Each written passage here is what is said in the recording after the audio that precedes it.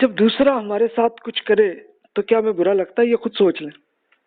اگر برا لگتا ہے تو پھر ہم بھی اپنی ایک لسٹ کے اندر یہ نوٹ کر لیں کہ ہمیں بھی یہ نہیں کرنا، کیونکہ اگلے کو بھی برا لگ سکتا.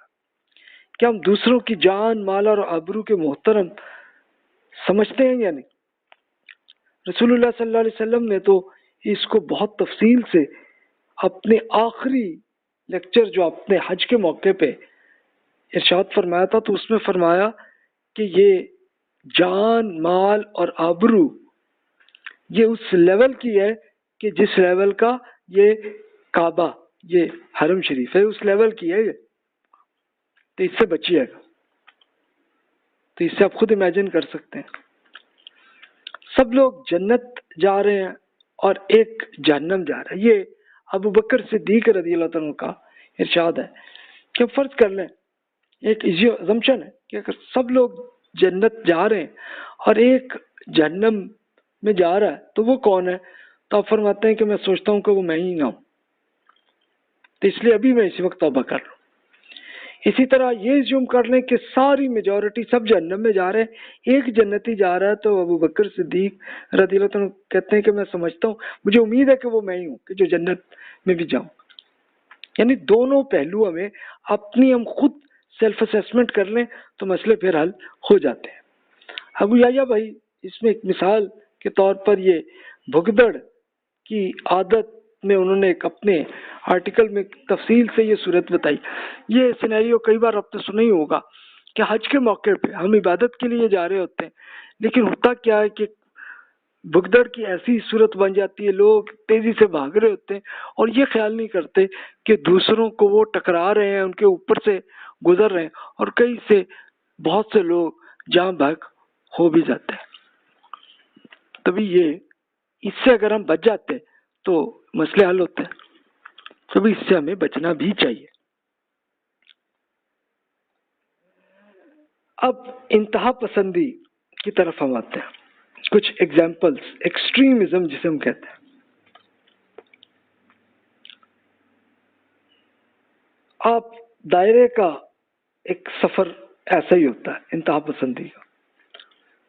یہ جسٹ میں نے یہ پکچر اس لیے آپ کے سامنے کر لی کہ ہوتا کیا ہے کہ ہمارے یہاں ہمارا کوئی اختلاف ہو گیا کسی سے، اس کے بعد پھر ہم بحث کرتے ہیں.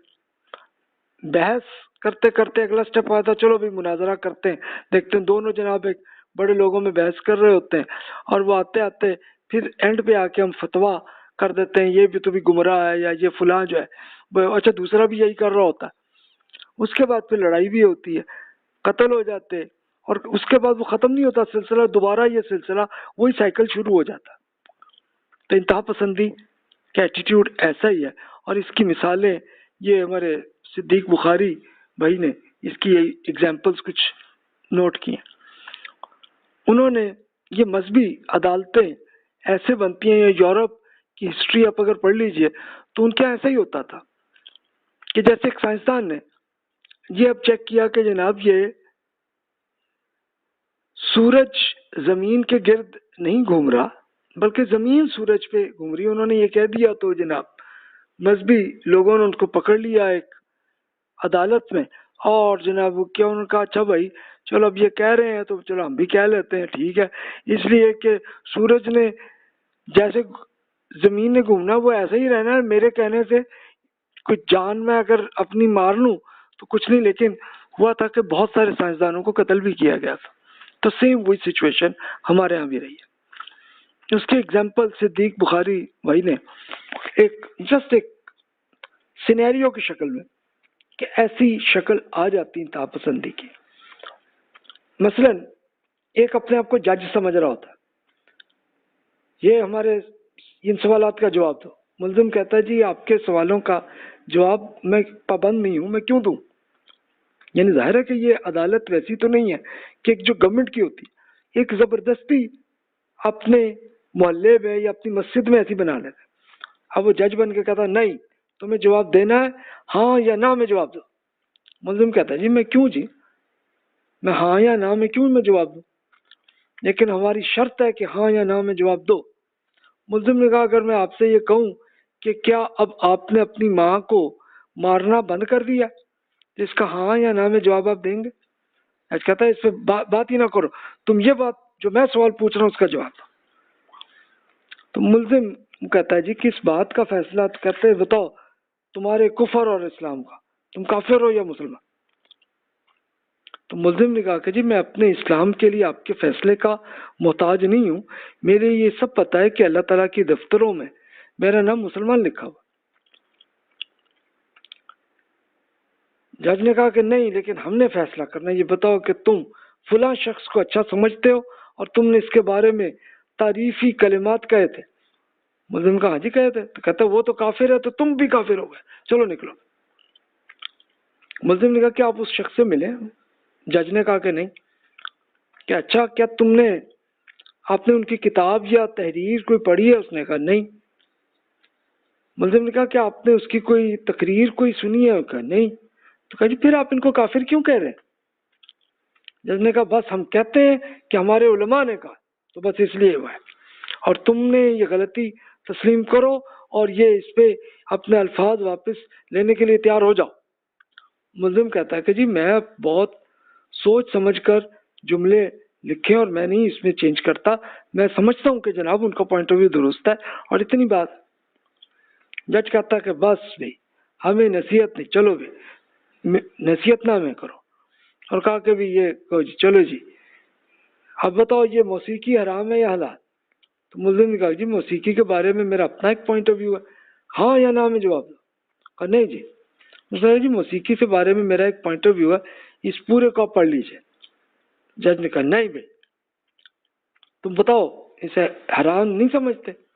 اور کہا نہیں جی، جیسے وہ غزالی صاحب نے کچھ صوفیاء بھی میوزک کرتے رہے تو اس میں تو بھی آپ جب صوفی حضرات کو مان رہے ہیں تب کیوں اس میں کر رہے ہیں؟ نے کہا تم غزالی پر بھی الزام لگا رہے ہو؟ کہتے ہیں جی آپ خود ان کی بک احیاء العلوم پڑھ لیں، اس میں سے آپ دیکھ لیجئے، یعنی وہ صوفیاء حضرات کی جیسے یہ قوالی بھی تو ایک میوزک ہے نا، تو اس طرح کی وہ کرتے ہوتے تھے۔ جج نے کہا کہ نہیں بس تقریر نہیں، تم جواب دو، جائز ہے کہ نہیں؟ تصویر ہے۔ اس نے کہا جی اس پہ اب سمجھنا اور سننا چاہیے۔ نہیں جی بس بتاؤ۔ مسلم نے کہا رسول اللہ صلی اللہ علیہ وسلم نے شرک سے متعلق تصویر کو حرام کیا اور باقی ہم لوگ اپنے پاسپورٹ کے لیے بنا رہے ہیں تو اس میں کوئی حرج نہیں۔ جج نے کہا کہ بس تم مان گئے تو پھر تو اس کا مطلب ہے کہ تم حرام نہیں سمجھ رہے۔ اب یہ بتاؤ کہ سر پر ٹوپی پہننا یہ جائز ہے یا ناجائز؟ اس نے کہا جی یہ تو ایک جائز کا کام ہے، اس میں کیا ہے، اس میں بہت بات، ہاں یا نہ میں جواب دو۔ اس نے کہا میں نے جی بس بتا دیا۔ دیکھیں جناب یہ رسول اللہ صلی اللہ علیہ وسلم کی سنت میں کہیں ہے کہ رسول اللہ صلی اللہ علیہ وسلم کبھی ٹوپی پہنتے تھے؟ ان کا لا حول ولا قوت، یہ تو دائرے سے نکل گیا، تو اس کو پکڑ کے اس پہ کفر کا فتویٰ بھی لگا کے سیدھا جہنم تک واصل کر دیتے ہیں ذہنی طور پہ۔ اور کئی لوگ تو پھر وہ آپ کو یاد ہوگا کہ ٹیررزم میں تو یہ بھی کرتے تھے کہ باقاعدہ ایسی خود ہی عدالتیں بنا کے اور اس کے اندر پھر لے جا کے چلو ابھی اپنے ایجنٹ کو کہہ دینا جا کے اس کو فلانے کو قتل کر لو، تو ایسے چلتا رہا سلسلہ۔